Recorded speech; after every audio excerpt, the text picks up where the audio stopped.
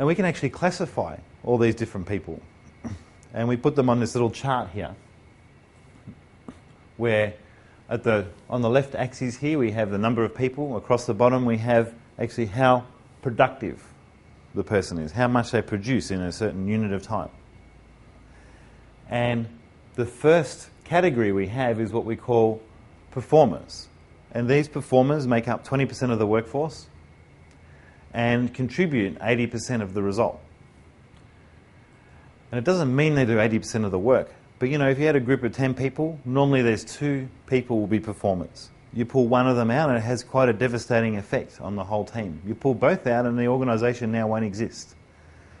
And so they're very important to any organisation.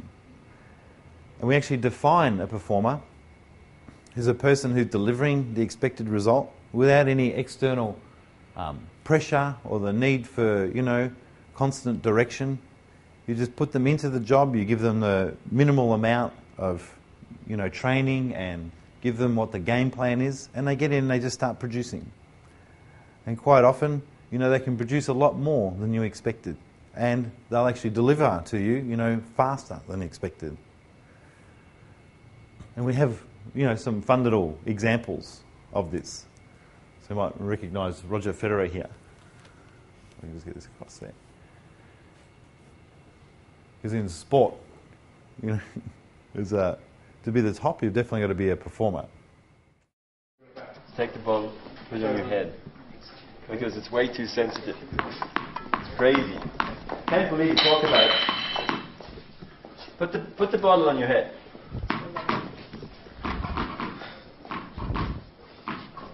All right. Make sure you don't move, okay? You guys want to maybe get out of the way a bit. All right. Don't be nervous. No problem. Okay.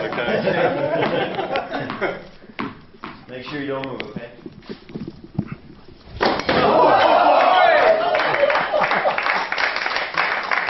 Shall we do one more? One more. Get the ball, Alex. All right, here, one more time.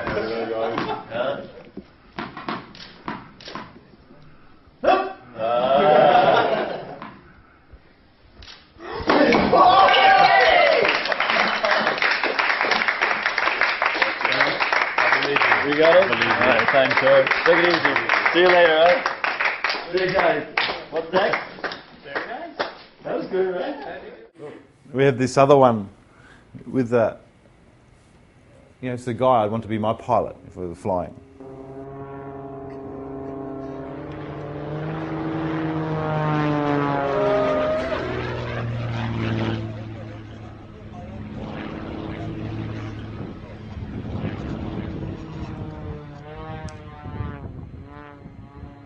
Where's his right wing? He's just lost his wing.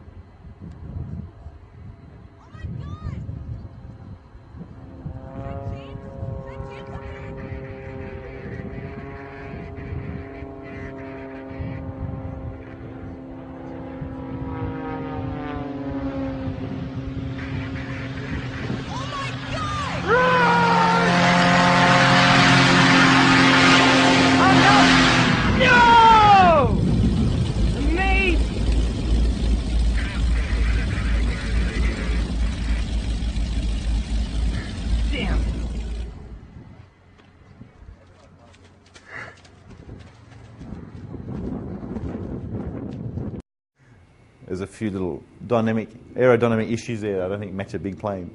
But it's still fun anyway. Let's just believe it was real. So the next one we look at is what we call doers. And the doers make up 60% of the workforce, and they range from being very effective doers to being, you know, not so effective. In actual fact, down here is what we call the zero productivity line. So where a person comes in and whatever they contribute is what they cost the organisation. So they zero themselves out. And a doer is basically someone that's they're generally willing, they want to help, they want to see the organisation do well. But they like to have instructions and they like to follow things that occur, and they like to have something arrive and be given what to do. And they're very important. And have another little example of a effective doer.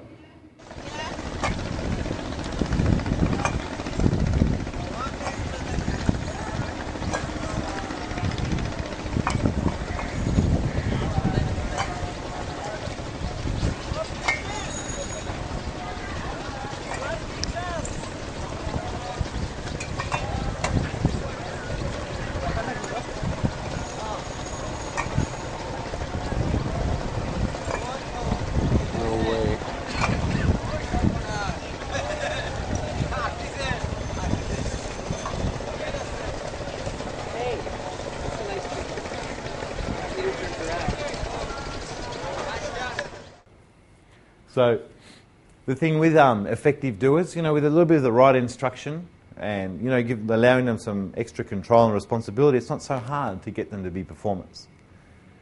And, with performers, it's, they can be anywhere in the organisation.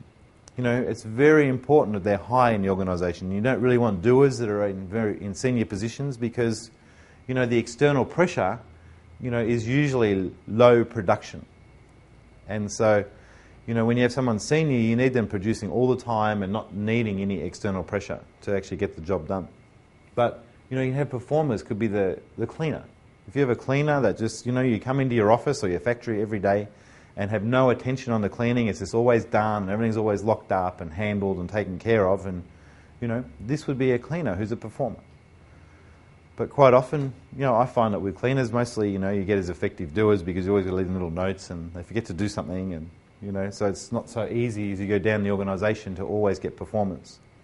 But, they can be anywhere in the organisation.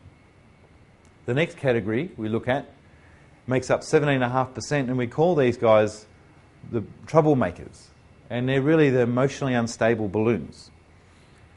And we define these guys as basically, they create the people that create most of the problems. They're still willing and they still want things to go well, and they can still contribute, but they're not so stable in their contribution. And like I said earlier, when they're not contributing so well, quite often they start to cause trouble and actually become a problem, or start to cost the organisation money. And they're very tough to manage. We find that 80% of management attention is actually trying to manage the situations these guys create. And I have another little video here, which I'm sure the owner of this warehouse would have liked to have known he had one of these troublemakers.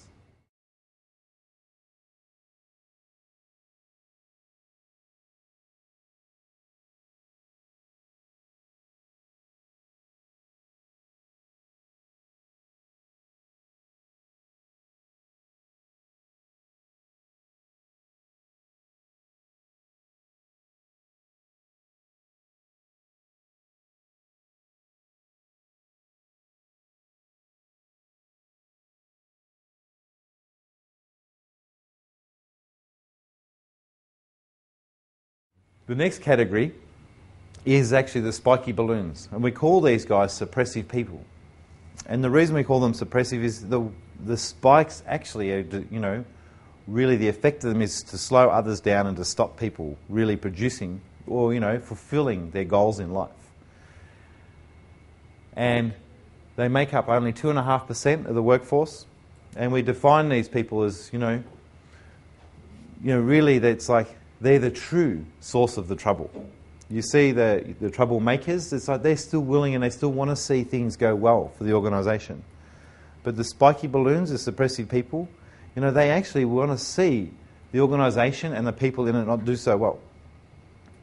And, their motivation is actually to make others, their motivation is actually to make others weaker and to do less in life.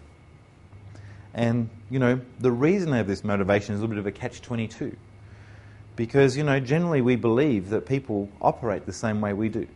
So if you're pretty honest in your dealings and you like to make sure that people get a good exchange in every transaction, you sort of believe that everyone else is that way. And if you're someone that actually wants to bring others down and make them worse and maybe even destroy them, then of course you'll start to believe everybody else is that way. And so for these people, to survive, they believe that they need to make others weaker so that, you know, people can't attack them so easily. Because if someone's remains really strong, then, you know, it's dangerous for them.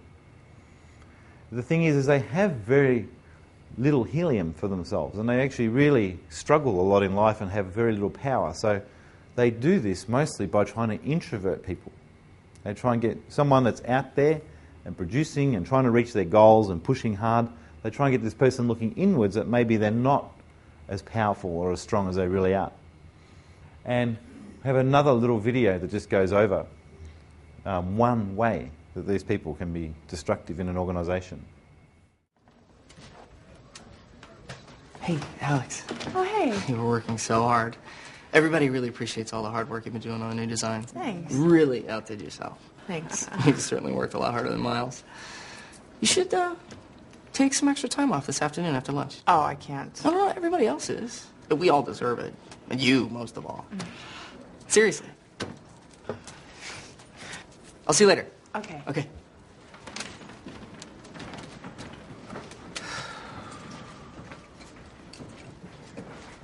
Oh. So you know what Alex told me? She's taking all the credit for the new designs. I know. And after all the hard work that you did, Miles. And I don't want to say anything bad about her because I know she's your friend, but she is taking her normal 2-hour lunch. Right in the middle of our busiest time.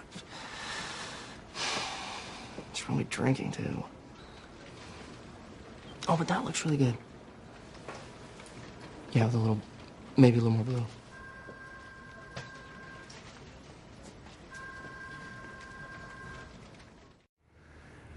But, you know, unfortunately, you know, there's one or two ways to do something really right, and there's unlimited ways to actually destroy something. And to wreck something is so easy. You know, if we wanted to rip this room apart, between us we could probably do it in a few minutes. And then it would take, you know, 2 weeks of 3 or 4 tradesmen to fix up the damage. And so you don't need to be so intelligent, but some of these guys are unbelievably intelligent as well. And that's where it gets really tough. And, you know, I'm sure to the boss, this guy could actually look really good. Like, wow, he's so valuable. And sometimes, you know, one of the indicators of having one of these people around is that it's someone you're scared might leave, because they tend to be really good at, you know, hoarding communication lines. And, you know, if they're not in for one day, it's like you really feel the effect because you don't know what's happening and no one else knows what's happening. And so if you have someone that's actually really productive, they make sure that they always leave you feeling more free. And so they have a day off and they've already told you everything that's going to happen, and they give you all the information you need, and then if, you know, you don't feel like you rely on this person so much. So, you know, for sure, we really need to make sure that, you know, we know who these guys are and we don't allow them in the organisation, because it's too expensive to find out once they're in. And sometimes it can take a lot of years. I've personally had some of these guys work for me as well, and it's taken 5-6 years to finally, it wasn't until actually after they left we realised, when we see the area they were in charge of actually do so much better, we go, wow, it's amazing. We haven't even replaced the person yet, and look how much better this area is doing. And we want to make sure we can keep our hiring, let me just put this up. We want to keep our hiring over in this region, so we only hire or bring people in that are effective doers and performers. And then we can actually move this whole curve over so that we have no suppressive people in the organisation, you know, much less trouble and a lot higher percentage of, you know, performers and effective doers. And this move, you know, is something that can actually create 100% productivity gains. We've seen a lot of our clients do even more.